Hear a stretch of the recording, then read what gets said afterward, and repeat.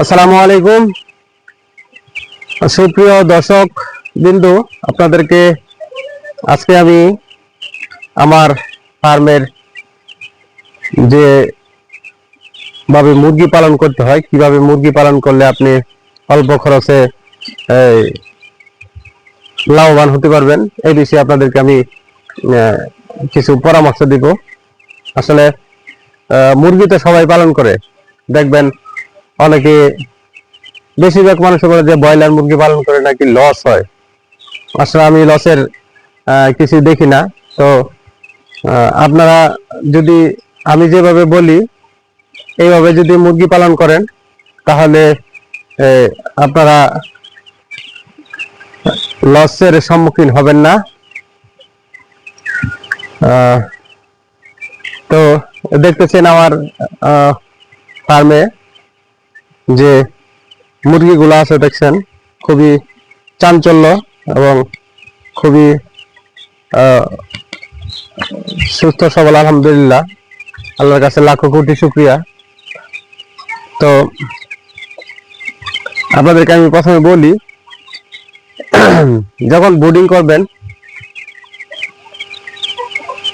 Brooding এর সময় আপনারা একবারে অনেক টাকার ওষুধ মানে ব্যবহার করে যে ব্রুডিং করেন, এটা একদমই ঠিক না। আসলে অল্প টাকায় ব্রুডিং করা যায় এবং ব্রুডিং পরবর্তী সময়ে আপনারা যে বিশাল একটা ওষুধের একটা তালিকা থাকে, আসলে ওই তালিকাটাও আপনারা ফলো করেন কিনা আমি জানি না। অনেকে আমার কাছে বলে যে ভাই আমার 500 মুরগি 1000 মুরগি আমার প্রায় 15-20 হাজার টাকা ওষুধের জন্য চলে যায়। তো আমি সেই ভাইদেরকে বলবো যে আপনারা আমার এই যে মুরগিগুলা দেখছেন, আলহামদুলিল্লাহ, এই যে মুরগিগুলা দেখছেন খুবই চঞ্চল এবং খুবই সুন্দর দেখতেছেন। তো এরকম মুরগি আপনারা ইনশাল্লাহ করতে পারবেন যদি আপনারা আমি যে নিয়মগুলো বলি এগুলো যদি আপনারা ফলো করেন, তাহলে ইনশাল্লাহ আপনাদের মুরগিও হবে। এবং আরেকটা কথা বলি, মানুষে অনেকে বলে যে মুরগি ব্রয়লার মুরগি পাললে আপনার দেখা যায় যে একবার বেশ শেষ করার পরে বিক্রি করার পর 15 দিন 20 দিন 1 মাস গ্যাপ দিতে হয়। আমি কিন্তু ওইটা করি না। আমি মুরগি বিক্রয়ের পর সর্বোচ্চ 5 থেকে 7 দিন পরে আবার মুরগি বাচ্চা উঠায় ফেলে। তো এটার কিছু কারণ আছে যে আপনারা মুরগি বিক্রি করার সাথে সাথে আপনি মুরগির লিটার গুলা পরিষ্কার করে ফেলবেন। পরিষ্কার করে তারপর আপনারা ওইখানে জীবাণুনাশক দিয়ে রেখে দিবেন। তাহলে মনে করেন 2-3 দিন থাকলে আপনার জীবাণুগুলা ধ্বংস হয়ে যাবে। তারপর আপনারা বাচ্চা উঠাতে পারেন, এখানে কোনো সমস্যা নাই। বাচ্চা উঠানোর পরে আপনারা এই যে ইয়াগুলা ফলো করবেন, যে নিয়মগুলা ফলো করবেন, সেটা হচ্ছে প্রথমে ওষুধের খরচটা কমায় নিয়ে আসতে হবে। এবং বাচ্চা ব্রুডিং এর ক্ষেত্রে যে পেপারের যে একটা বিষয় আছে, এখন পেপার হচ্ছে 80 টাকা কেজি। তো এই জুতা রেখা ভিতরে জুতা রেখা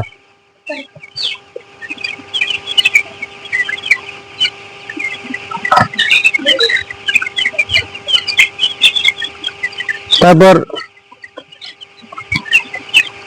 আপনার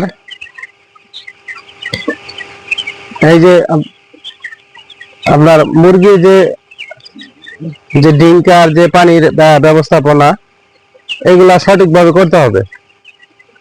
তাহলে আপনার মুরগিগুলা সুস্থ থাকবে এবং ভালো থাকবে। কারণ হচ্ছে মুরগি আপনি যদি একদম প্রথম অবস্থায় অনেক বেশি জায়গা দিয়ে ফেলেন, অনেক বেশি জায়গা দেন, তাহলে মুরগি হয়তো খাবার খুঁজে পাবে না, খাবার খেতে পারবে না। এই জন্য 1 থেকে আপনি 15 দিন বয়স পর্যন্ত মুরগিকে অল্প অল্প করে প্রতিদিন আস্তে আস্তে করে জায়গা বৃদ্ধি করবেন, তাহলে মুরগি খাবার খেতে পারবে এবং সে বুঝবে যে আমি বুঝতে পারবো না যে বিশাল বড় জায়গা গেছি, মুরগি খাবার খুঁজে পাবে, পানি খুঁজে পাবে, সে একসাথে খাবার খাবে। তো যেগুলা বলতে চাচ্ছিলাম যে কিভাবে খাবার খরচটা আপনি কমাবেন। খাবার খরচ আপনি যদি ব্রিডিং অবস্থায় যদি পেপার এখন 80 টাকা কেজি, আপনি যদি 3 দিন পেপার রাখেন তাহলে দেখা যায় যে আপনার প্রায় মিনিমাম আপনার 3 দিন পেপার রাখলে 10 থেকে 12 কেজি বা 15 কেজি পেপার চলে যাবে। তাহলে এখানে একটা বিশাল একটা খরচ আসছে আপনার প্রায় 1500 বা 2000 টাকার মতো। আপনি অনলি 1 থেকে সর্বোচ্চ 2 দিন যখন বাচ্চা আপনার খাবার চিনবে, খাবার খেতে পারবে তখন পর্যন্ত আপনি ইয়া রাখবেন, খাবার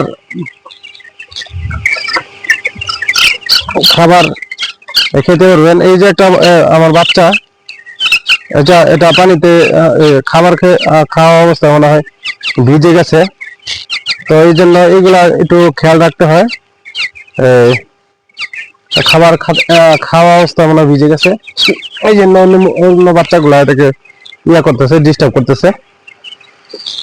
তো পেপারটা আপনারা সর্বোচ্চ 2 দিন রাখবেন, 2 দিন পরে পেপার ফেলে দিবেন, তুষের উপরে ছেড়ে দিবেন। আর হচ্ছে আপনার যদি তুষ দিয়ে মানে পুরা মানে বিক্রি আগ পর্যন্ত তুষ দিয়ে লালন পালন করেন তাহলে তুষের খরচটা একটু বেশি হয়। কার এলাকায় কতটুকু তুষ কেমন লাগে আমি জানি না, বা দাম কেমন। তো আমাদের এলাকায় তুষের দাম অনেক বেশি, আর আপনার কাঠের ভুসির দাম একটু কম। তো আমি ব্রুডিং করি হচ্ছে তুষ দিয়ে, পরবর্তীতে আমি কাঠের ভুসি ইউজ করি। ওই দেখতেছেন কাঠের ভুসি আমি করে রাখছি, আপনার এখানে শুকাইতে দিছি, আর ওই যে বস্তায় আছে, বস্তায় ভরা আছে। তো এগুলো আমি এটা আজকে আমার মুরগিগুলাকে ভ্যাকসিন দিব। এই যে কাঠের ভুসি দেখতেছেন আপনারা, কাঠের ভুসি এগুলা আজকে ওইখানে আরো ওই যে বস্তা আছে ওইগুলা শুকাইয়া নিয়ে আসছি ছাদ থেকে। তো এটা আমি আজকে এখানে দিয়ে তারপর এটা থেকে ওইটাতে চেঞ্জ করে দিব।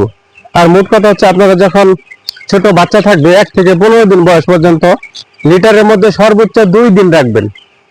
লিটারের মধ্যে সর্বোচ্চ 2 দিন রাখবেন। 2 দিন রাখলে কি হবে, আপনার লিটারের মধ্যে যে অ্যামোনিয়া গ্যাস হয়, মুরগি বাচ্চা যে লেদায় বা পায়খানা করে, ওটা আপনার ভিজবে না, তো বাচ্চাটা সুস্থ থাকবে। লিটার ম্যানেজমেন্টটা যদি আপনারা ভালো করতে পারেন, ইনশাল্লাহ আশা করি যে আপনাদের বাচ্চা কিছু হবে না। আর যদি বাচ্চার মর্টালিটি কম থাকে তাহলে এমনিতে আপনার লাভটা চলে আসবে ইনশাল্লাহ আশা করি। আর বাচ্চার ওজন আর হচ্ছে মর্টালিটি, এই এই এই এই দুইটা জিনিস আপনারা ফলো করবেন। তো আপনাদেরকে বললাম যে কিভাবে আপনারা মানে বোর্ডিং করবেন। বোর্ডিং পরবর্তী সময়ে আপনারা সব ওষুধ ফলো না করে আপনারা কিছু গাছান্ত ওষুধ, যে প্রাকৃতিক যে ওষুধ আছে যেটাকে বলে প্রাকৃতিক ওষুধ, ওটাই ইউজ করবেন। তো আমার এখন পর্যন্ত আপনার মুরগি বয়স 11 দিন। 11 দিনের মধ্যে আপনারা আমি মুরগির ওষুধ খেয়েছি মাত্র 600 টাকা। তারপর হচ্ছে 200 টাকা, 800 টাকা। আর আমার ভ্যাকসিন খরচ গেছে হচ্ছে 600 নিয়ে আসছি। আজকে পর্যন্ত ভ্যাকসিন দিব, আজকে আনিখা তাকে দিয়েছি, এখন গাম্বুরু দিব। তো 800, 250, 700 আর 1500 টাকার ওষুধ। আজকে 11 দিন পর্যন্ত আমার ফার্মে 1500 টাকার ওষুধ লেগেছে। আপনারা হয়তো এটা অবিশ্বাস্য হলেও এটা সত্য, যেটা আমি আপনাদের যে আমার যে ফার্মের অবস্থা দেখতেছেন, আমি এটা এভাবেই লালন পালন করি সবসময়। আবার আমি এটা আপনার এভাবে করার কারণে আমার মনে করেন ইনশাল্লাহ আলহামদুলিল্লাহ আল্লাহর কাছে লাখ কোটি শুকরিয়া, যেটার কারণে আমার মনে করেন কখনো আমি লসের সম্মুখীন হই নাই। এটা আমার এখানে 2000 মুরগি আছে। আবার অনেকে জানতে চায় মুরগির সংখ্যাটা বলি নাই। এখানে 2000 মুরগি আছে, 2021 মতো, কারণ কিছু বেশি পেয়েছিলাম। প্রতি প্যাকেটে একটা করে মুরগি বেশি থাকে বা দুইটা করে বেশি থাকে, এরকম প্রায় 50-60টা মতো মুরগি বেশি পেয়েছিলাম।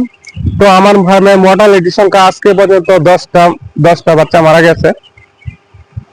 তো আর আলহামদুলিল্লাহ, যে কোনো ইয়াতে আপনার বাচ্চা দুর্বল থাকে দুই একটা, এটা যাইতেই পারে, এটা হয়। আপনার এটা কোনোভাবে এটা ঠেকাতে পারবেন না যে 4-5টা বাচ্চা বা 10টা বাচ্চা যাবে না। তো আলহামদুলিল্লাহ, তো আমার ফার্মে এই পর্যন্ত 10টা বাচ্চা মারা গেছে। আর হচ্ছে আপনারা কখনো কন্ট্রাক্ট ফার্মিং এ যাবেন না। আপনারা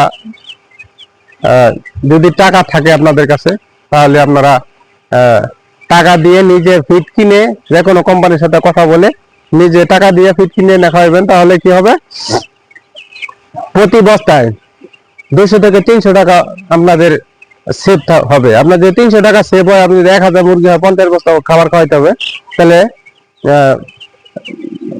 3×5=15, 300 টাকা করে সেভ হলে 15,000 টাকা সেভ। আর যদি 400 টাকা করে, আর অন্য কোম্পানি, অনেক কোম্পানি আছে 400 টাকা, 500 টাকা কম থাকে, 400 টাকা করে সেভ হলে 4×5=20,000 টাকা। আর যদি 2000 মুরগি হয়, তাহলে 40,000 টাকা সেভ হবে আপনার। তো আমার ডিসক্রিপশন বক্সে আমার নাম্বার থাকবে। আপনারা যদি আমার কাছ থেকে কিছু পরামর্শ নিতে চান বা জানতে চান, আমি আপনাকে অবশ্যই পরামর্শ দিব। তবে কল করার সময় হচ্ছে সন্ধ্যা 6টার পরে আমাকে কল করবেন। আর হচ্ছে ভিডিওটা অনেক বড় হচ্ছে, কারণ হচ্ছে আপনাদের আমি কি সব বিষয়গুলা আপনি একত্রে বলা সম্ভব না। তারপর হচ্ছে আপনারা নেক্সট টাইমে বলছি যে আজকে হচ্ছে 11 দিন বয়স। তো আপনি 11 দিন থেকে 15 দিন বয়স পর্যন্ত আপনারা যে সকালবেলা যে ওষুধটা দিবেন, আপনার ঠান্ডা ওষুধ, যে আপনার আমাদের দিকে যে বাসক পাতা বলি, ওইটা আমি ইউজ করি সকালবেলা। তারপর নিম পাতা ইউজ করি সকালবেলা।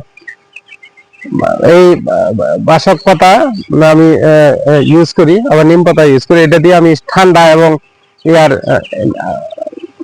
আমার ঠান্ডা এবং জ্বর যদি বাচ্চারা আসে, তো খাওয়াইলে এটা চলে যায়। এটা 15 দিন পর্যন্ত আপনারা এই সব খাবার খেয়ে আপনার লালন পালন করতে পারেন। 15 দিন পরে আপনারা বাচ্চার দেখবেন হজমের সমস্যা হবে, পাতলা পায়খানা হবে। তো সেই ক্ষেত্রে আপনারা ইউজ করবেন হচ্ছে, আপনাদের দিকে ওই গাছ আছে কিনা আমি জানি না। তো আমি যে গাছের পাতা ইউজ করি এবং মেট্রিল দিয়ে আমি ওই ডুসটা, পাতলা পায়খানা ডুসটা করি, মাত্র খরচ হয় 100 টাকা। আর আপনি এটার জন্য যে আপনি কোনো ওষুধের দোকানে যাবেন, তো আপনাকে মিনিমাম 3000 টাকা ওষুধ ধরে দিবে। আর আমি 100 টাকা দেওয়া ওই ডুসটা করা, এবং আলহামদুলিল্লাহ আমার মুরগি সুস্থ থাকে। তাহলে ওইটা খাওয়াবেন। তারপর আপনার 15 দিন পর থেকে আপনি জিঙ্ক ব্যবহার করতে পারেন, যে কোনো ভিটামিন একটা।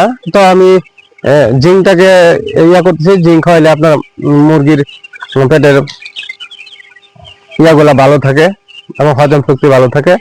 এবং আপনি এটার পাশাপাশি, জিঙ্কের পাশাপাশি আপনার বাচ্চা যদি হজমের সমস্যা থাকে, তাহলে আপনার দেখবেন পাতলা পায়খানার হতে পারে। তারপর আপনার দেখবেন ফিট যে কালার, যে হলুদ টাইপের পাতলা পায়খানা করে, এটা থাকলে বুঝতে হবে যে আপনার মুরগি হজমের সমস্যা আছে। তো ওটার জন্য আপনি এনজাইম ইউজ করতে পারেন। আপনার এই কি বলে,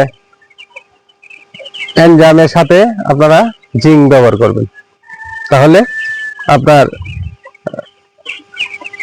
একদম মুরগিগুলা সুস্থ থাকবে এবং সুন্দর থাকবে।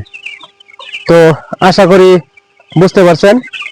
তো এই হিসাবে এনজাইম আর আপনার জিঙ্ক খাওয়ালে কত টাকা খরচ হবে হয়তো আপনারা জানেন, বেশি টাকা খরচ হবে না। তো ওইটা ব্যবহার করলে সর্বোচ্চ আপনাদের মুরগি দেখবেন কত 4-5 হাজার টাকার ভিতরে আপনার মুরগি উঠে যাবে ইনশাল্লাহ, আলহামদুলিল্লাহ। আমি আশা করি 4-5 হাজার টাকা ওষুধের ভিতরে আর সর্বোচ্চ এটা। তারপরে আপনার 4-5 হাজার টাকা সর্বোচ্চ, সর্বনিম্ন আরো কম হতে পারে। তো আপনারা এরকম ভাবে মুরগি লালন পালন করবেন আশা করি, তাহলে আপনাদের অবশ্যই অবশ্যই লাভ হবে।